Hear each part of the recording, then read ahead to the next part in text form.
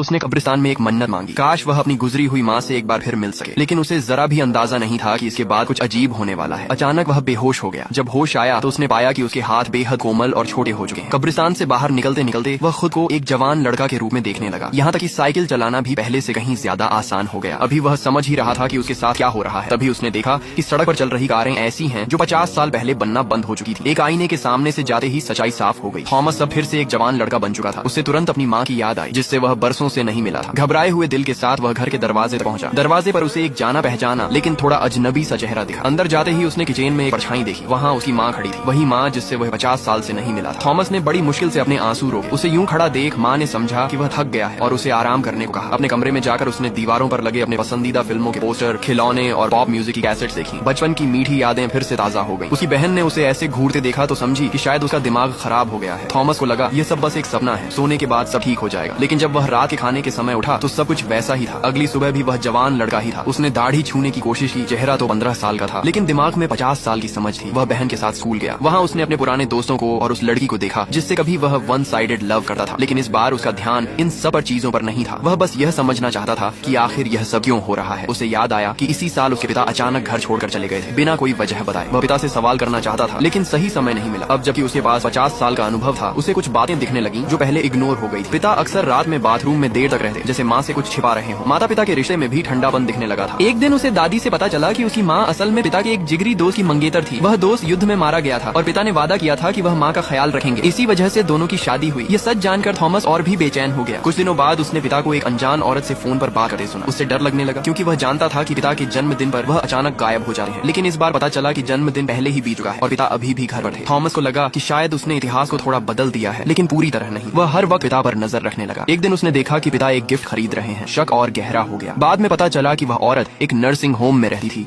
और पिता की बचपन की दोस्त थी जो गंभीर बीमारी से जूझ रही थी। पिता सिर्फ उससे आखिरी बार मिलने जाते थे। आखिरकार पिता ने थॉमस को सच बताया। उन्होंने जिंदगी हमेशा जिम्मेदारी में बिताई, कभी अपने लिए नहीं जिया। अब वह एक बार अपने लिए जीना चाहते थे। थॉमस चाहकर भी उन्हें रोक नहीं पाया। निराश होकर उसने माँ से कहा कि अब पिता का इंतजार न करें और आगे बढ़ें। टूटे हुए दिल के साथ वह फिर कब्रिस्तान गया। वहाँ उसने वही सफेद तितली देखी। उसकी ओर देखते देखते वह फिर बेहोश हो गया। जब आँख खुली तो वह फिर से वर्तमान में था। माँ की कब्र के सामने सब कुछ वैसा ही था। शायद वह सब एक सपना था। लौटे वक्त ट्रेन में एक बुजुर्ग आदमी उससे टकराया। थॉमस कुछ पल रुका, फिर आगे बढ़ गया। शायद सच यही है, कभी कभी हम अतीत में लौट भी जाएं तो भी कुछ बदल नहीं पाते।